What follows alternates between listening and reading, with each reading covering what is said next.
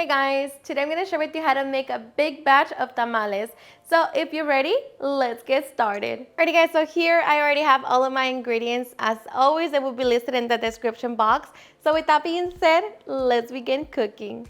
Alrighty guys, so for this recipe, you're going to need 20 pounds of meat. I already cooked mine. I will leave all of the instructions in the description box. And of course, make sure that you reserve your broth. And once we have that, we can get ready to cook our sauce. Okay, so to our pot, we're going to be adding 12 chile de anchos. Make sure that you clean them, along with half a pound of New Mexico chile pods. Make sure that you remove the seeds and stem and give them a good rinse. And I'm using a combination of the spicy one and the hot one. But if you only want to use guajillo, you can always use chile de árbol as well to make them spicy. And now we're going to be adding 2 pounds of tomatillos. So that's about 20 of them.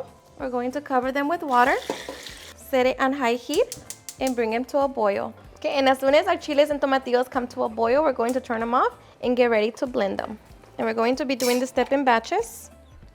Okay, so for the sauce, we're going to be needing 8 cups of broth. We're going to be dividing it. So in 1 blender cup, I'm going to be adding 4 cups.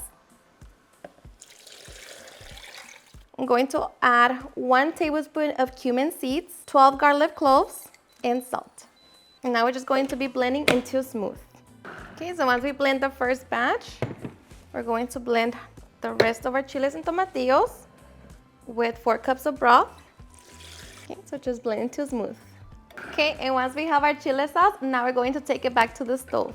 Okay, so to my pot, I'm going to be adding some of the fat from the meat, or you can use lard or oil. Once that's hot, we're going to add our sauce. Strain if you need to. We're just going to mix it and bring it to a simmer. Okay, and once the sauce comes to a simmer, taste it for salt and see if you need to adjust it. For me, this is perfect, so now I'm just going to be reserving 6 cups of the sauce for my pork meat. Okay, and here I'm going to be adding my 50 pounds of beef. And I'll just mix it. Okay, we're going to allow this to simmer for 10 minutes. And while our beef is simmering, I'm going to be working on the pork. So here I have my pot, set it on medium-high heat. I'm going to be also using the fat from the meat and just allow that to heat up. Okay, and once that's hot, I'm going to be adding the meat. And I'm just going to be frying it for about 10 minutes. Okay, so after 10 minutes, we have the carnitas ready. So I'm going to be adding our reserved sauce. Okay, so just mix it. Okay, so once we're done, we're just going to turn it off and allow our meats to fully cool down. All right, guys, so while we wait for our filling to cool down, we're going to work on our masa. Now, if you want to make the filling the day before, that's going to be even better. So we're going to begin by creaming 3.5 pounds of lard. And you can use your hand, but we want this to be nice and creamy. And of course, if you want to use your hand mixer, you can do that too. Okay, so once our lard is nice and creamy, now we can get ready to add the rest of our ingredients. Okay, so we're going to be adding 5 tablespoons of baking powder along with salt. Kind of mix it together. And now we're going to be adding our instant corn masa for tamales. We're going to be using 8 pounds of instant corn masa for tamales, so that's 2 packs of this. I'm going to add about half of it at a time. I'm going to be using 14.5 cups of broth and 14.5 cups of water. So just pour it slowly and mix it as you're pouring. So once that part gets hydrated, okay, so just mix it. So once we have this part hydrated, we're going to add the other half of an instant corn masa. Add more broth and hydrate this part. And again, just mix. Okay, so once we have hydrated this part, we're going to add another half.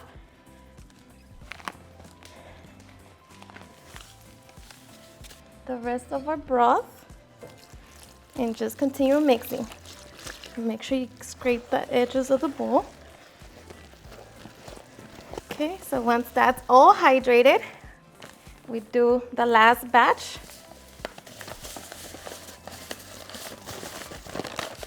And here I'm going to begin to hydrate it with water. You can use all broth, but just keep in mind that it's going to be super oily. So just add it and mix.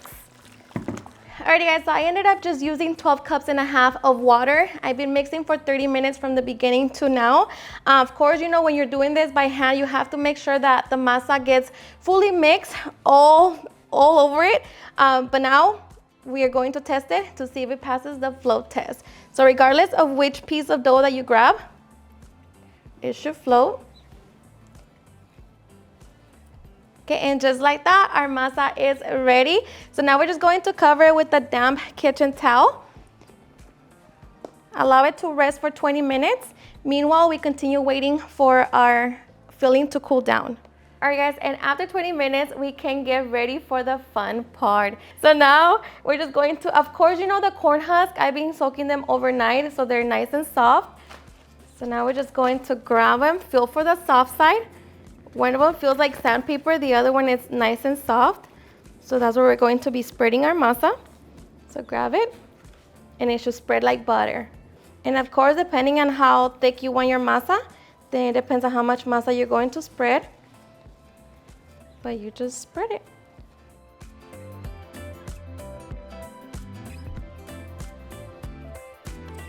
Alright guys, so once we have filled all of our corn husks, we're going to transfer them to a steamer pot. I already have them all arranged in here. And I'm just going to cover them with the leftover corn husk. I'm going to be adding a kitchen towel. Cover it with the lid.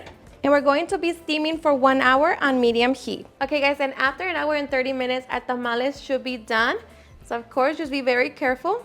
Open the lid just to check them. And you're going to know that tamales are done once you see that the masa has separated from the corn husk. So now I'm just going to turn it off and allow them to rest for 15 minutes. And here my pork tamales are done. So we're just going to wait, and then we can get ready for the best part. Okay, and once our masa has set, we can get our tamal and get ready to unwrap it. Just look at that. This is the pork one. Alrighty guys, and now for the best part, the taste test. Now let me tell you guys that I hope you give this recipe a try. It's seriously super easy, and best part is that they're seriously the best. Yes, you know, making tamales is time consuming, yet you know, when you have a group of people, your family and your friends, just having a good time, spreading the masa, the time goes by so fast, and you just creating memories. But of course, like I said, you know, if you're doing it all by yourself, then you could do it. You know, it's gonna take a little time, but still everybody's going to enjoy them, and you're just going to be very proud of yourself. So I am ready. And you know, the best part is that the masa is honestly super moist, fluffy, and just delicious. That's my favorite part. Look at this. The filling, you know, of course, I like a little spicy, but you can always adjust it to your liking. But I am so ready. Cheers and enjoy.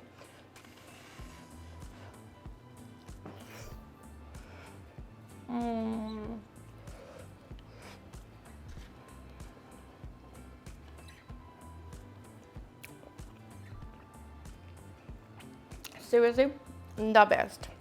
So good, so flavorful. They're just perfect. The meat, juicy. The chile, the masa, perfection. Alrighty guys, and there you have it on how to make a big batch of tamales. I hope you guys enjoyed watching this video, and if you did, please don't forget to give me a big thumbs up. Share with your friends and family, and if you regret this recipe, please don't forget to tag me in any of my social medias.